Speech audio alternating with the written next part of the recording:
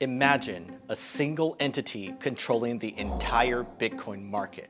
Sounds like a conspiracy, right? But what if I told you that it was BlackRock, the world's shadowy puppet master, that has a plan to do just that? Well, in this video, we're going to unravel their secret plan and explain why you should be worried about what's to come. Now, in just a minute, I'm going to share my plan to adjust my portfolio and investment strategy in light of what BlackRock is doing. But first, what are they even up to anyways that's got me so riled up? Well, it all begins with a simple Bitcoin ETF, which they filed for in June. This might sound innocent to you, but it's the tip of the iceberg in a series of highly calculated moves designed to checkmate the crypto world. You see, up to this point, no spot Bitcoin ETF has ever been approved by the SEC. Not a single one out of 28 previous filings, despite some of the biggest players on Wall Street filing them. But now, BlackRock has entered the ring. And with a track record of 575 ETF approvals to only one denial, people are optimistic that this time is different. This isn't some random no-name institution after all. This is the biggest asset manager in the world, the pinnacle of finance, and they are looking to get into crypto. If BlackRock allocated just a measly 0.7% of their $9 trillion portfolio, it would be enough to snatch up every single Bitcoin currently on exchanges. That's 11% of all Bitcoin in circulation, gone with the blink of an eye. And in theory, that would send the price of Bitcoin to the literal moon. But before you start celebrating and planning out your Lambo purchase, hold up, because there's way more to this than meets the eye. You see, there's been rumors swirling around that BlackRock's got a pretty tight behind-the-scenes relationship with the SEC and the Democratic Party. In fact, Larry Fink, the CEO of BlackRock, is a top donor for the Dems and has considerable sway within the party. In 2016, he was considered for the role of Treasury Secretary under then presidential candidate Hillary Clinton. And of course, Gary Gensler was appointed by the Dems, so Fink has a considerable influence over him as well. If Fink is like, hey man, you gotta approve this ETF, then chances are that Gary will listen. But it's not only that. BlackRock also has a long relationship with the almighty Fed. Recently, they helped clean up the $114 billion Silicon Valley Bank fiasco. And during the infamous COVID crash, Jerome Powell called on them to help run a bond buying program. And then even further back during the 2008 financial crisis, BlackRock was in charge of cleaning up Bear Stearns' toxic assets, which was the very crisis that led to Satoshi Nakamoto to pen his Bitcoin white paper. Ironic, ain't it? Anyways, if you consider BlackRock's connections, plus the timing of their ETF application, it all starts to look a bit fishy. Just 1 week before the ETF filing, the SEC sued both Coinbase and Binance, the two largest crypto-native exchanges. Not only that, but the SEC declared that Binance Coin, as well as several other cryptocurrencies, were unregistered securities, causing their prices to tank. But was that just a coincidence? Or was Gary paving the way for his buddies and traditional finance to take over crypto? Well, if you take a closer look at everything the SEC has done over the past 2 years, most reasonable people would conclude that the US government is punishing crypto-native companies in favor of established TradFi companies. And that's why I'm convinced that BlackRock will succeed in changing the landscape of the crypto world as we know it. But just what exactly is their plan anyways? Well, it really boils down to 3 main parts. Starting with part 1, which is where they aim to control Bitcoin through a hard fork.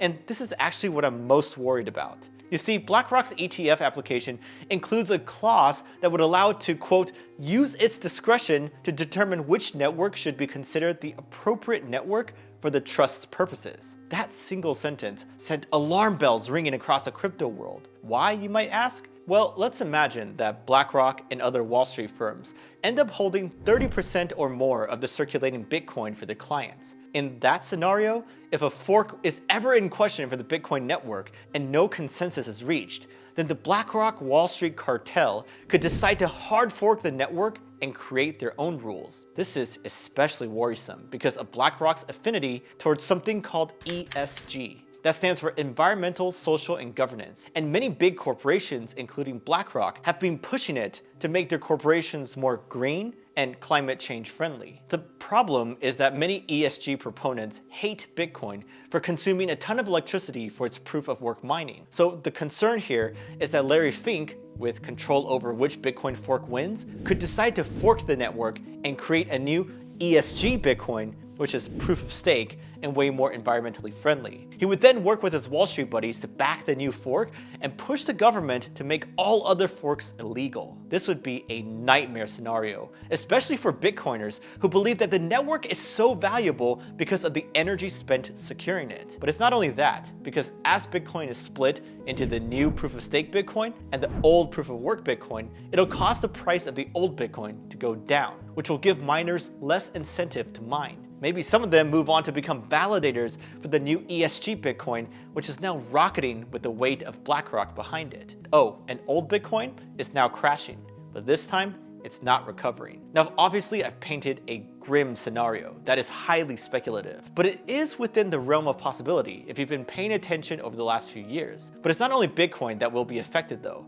because the second part of their plan is to remove privacy from crypto once and for all. This is outlined in BlackRock's ETF filing. It's not just KYC or AML. BlackRock actually edited part of their application to include a surveillance sharing agreement that would track customer identity and trading data. But surely that doesn't affect us using our own wallets, right? Well, actually, this sets a pretty dangerous precedent. As we've seen in the past, wherever BlackRock goes, Wall Street follows. And this surveillance agreement has been given the SEC's direct stamp of approval, so it's likely to serve as a standard for any future rules and regulations. Now, you might be thinking, well, I'll just use exchanges and products that don't do this surveillance stuff. But that's also wishful thinking, because part 3 of their plan is to remove all choice by creating their own crypto products and replacing the ones we currently use. This is already happening, by the way. BlackRock's Wall Street buddies recently launched their own crypto exchange called EDX Markets, and is backed by the likes of Charles Schwab, Citadel, and Fidelity. All EDX needs to do now is to siphon the lion's share of liquidity that's currently on Coinbase and Binance. And with trust in Binance at all-time lows, it seems too perfect of a setup. Also, here's a fun prediction for you. I'm calling in now that Gary Gensler ends up as an advisor for BlackRock's crypto division after his term at the SEC is up. Now, wouldn't that just be a joke? I bet he doesn't even hate crypto at all, and he's just doing all these things to help out his Wall Street buddies. Anyways, no matter how we slice it, BlackRock's plan looks pretty terrible. And I'm convinced that crypto will be dominated by BlackRock and Wall Street in a few years, replacing all the crypto native incumbents that we know and love. But while I am worried, that doesn't mean we can't profit from this.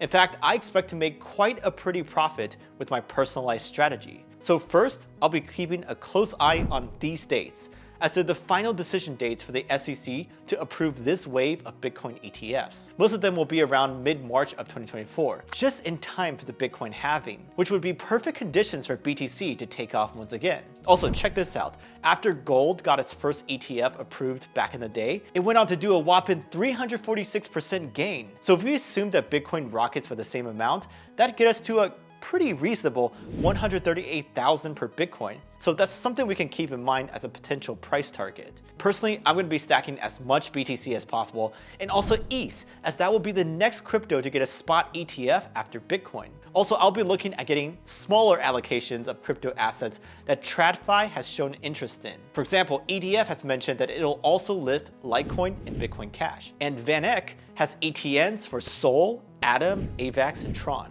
So those will all get a deeper consideration from me. By now, it should be crystal clear to you that BlackRock has its eyes set on crypto. But did you know that they have chosen one niche in particular as their favorite? Yep, I'm not joking, and I'm investing like crazy into projects within that niche. To find out what that niche is, just watch this video right here.